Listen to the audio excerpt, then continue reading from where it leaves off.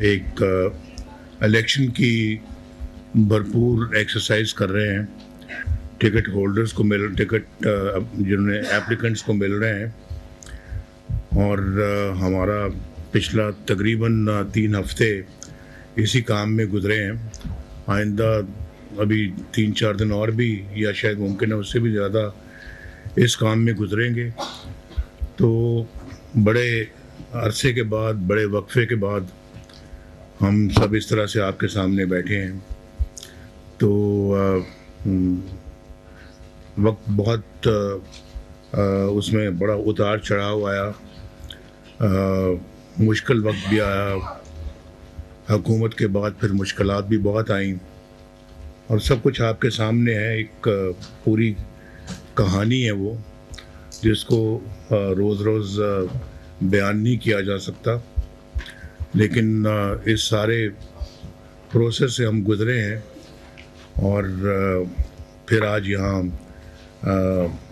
बैठे हैं, यहाँ पहुँचे हैं इस मकाम पर दोबारा।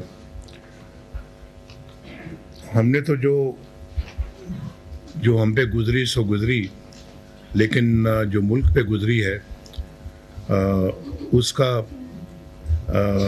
दुख मेरे ख्याल हर पाकिस्तानी को है। मुझे भी है, एक आम गरीब आदमी को भी है और एक अमीर आदमी को भी है कि मुल्क किस गिरदाब में फंस चुका है।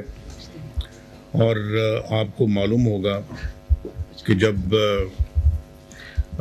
मैं वज़ीर आज़म था, 2017 की बात है, तो मुल्क खुशहाली की तरफ दौड़ रहा था और ना कोई महंगाई का नामो निशान था, ना पाकिस्तान के अंदर कोई पसमानदगी थी। लोग बेरोज़गारी से निकलकर रोज़गार की तरफ आ रहे थे और लाखों लोग साल में रोज़गार हासिल कर रहे थे। और इसी तरह से जो है वो गुर्बत की लकीर से लोग निकल रहे थे बाहर और पाकिस्तान तरक्की के लिहाज से इस खित्ते में सबसे आगे था। रुपया हमारा मजबूत था।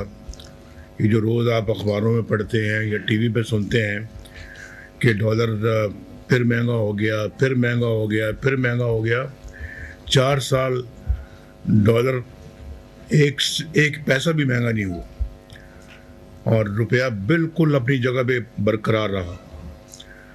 तो महंगाई भी नहीं थी, रोटी 4 रुपए की मिलती थी और आटा, दाल, सब्जियां, चीनी, हर चीज़ जो है वो पहुंच में थी। मेरी गुजारिश ये है कि पाकिस्तान ऐसा लग रहा था कि बहुत जल्दी इंशाअल्लाह दुनिया के तरक्की याफ्ता मुल्कों में शामिल हो जाएगा।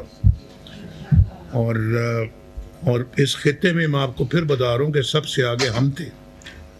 अल्लाह ताला का बड़ा शुक्र है, लेकिन न जाने किसकी नज़र लग गई हमारे मुल्क को। जब भी कोई तरक्की का काम दौर शुरू होता है, तरक्की का दौर आता है, तो 4 दिन तरक्की के बाद फिर 10 दिन हम फिर पीछे चले जाते हैं। 1 स्टेप आगे लेते हैं, 4 स्टेप पीछे चले जाते हैं। तो ये हादसे हमारे साथ पहली दफ़ा नहीं हुए। ये हादसा पहली दफ़ा नहीं हुआ, इससे पहले कई मरतबा हम इन हादसों से दो चार हो चुके हैं। लेकिन अब किससे कोई गिला करे। बहुत हमने सारा आज जो दूध का दूध और पानी का पानी हो रहा है, जाली केसेस जो बने थे उन ख़त्म हो गए हैं। 3 हेयरिंग्स में ही उन्होंने उठा के बाहर फेंका और इन्हीं जाली केसेस में मैंने, मरियम ने अपने केसेस में और फिर शहबाज साहब ने अपने केसेस में जो इनके खिलाफ थे, ये बाएं दाएं सब वो बैठे हैं जिनके खिलाफ झूठे केसेस बनाए गए। मैंने 150 के करीब मैंने पेशियां भुगती और सज़ा पाई, झूठे केसेस में सज़ा पाई। और वही सज़ाएं जो हैं आज हाई कोर्ट में उन्होंने कहा जी कि इसका तो कोई सबूत ही नहीं है, कोई एविडेंस ही नहीं है, तो उठा के बाहर फेंका इन केसेस को। तो ये आप अंदाज़ा कर सकते हैं कि झूठे केसेस बनाने की क्या ज़रूरत थी। एक बेटे से ना तनख्वाह लेने पर आपने वज़ीर-ए-आज़म को निकाल दिया।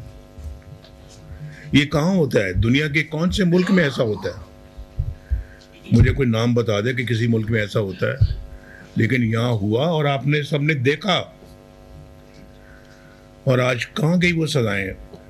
आज मेरी डिस्क्वालिफिकेशन भी ठीक हो गई है। 25 साल के लिए मुझे 25 साल नहीं, उम्र भर के लिए नाअहल करार दे दिया गया था, सिर्फ इसलिए कि मैंने बेटे से तनख्वाह नहीं। और वो कानून भी हमारा कोई नहीं है। वो ब्लैक लॉ डिक्शनरी देखने के बाद उन्होंने फैसला, पता नहीं कहाँ से डिक्शनरी आई वो, उसमें देखकर तो उन्होंने फैसला सुना दिया।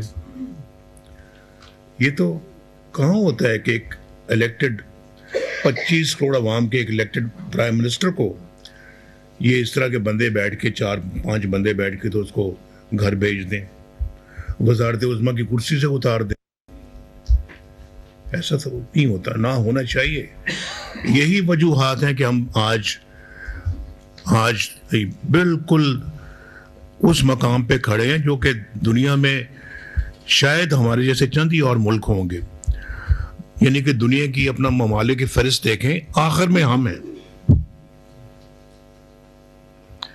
इसका जिम्मेदार और कोई नहीं है सिवाय हम खुद इसके जिम्मेदार हैं। हमने खुद अपने पांव पे कुल्हाड़ियां मारी,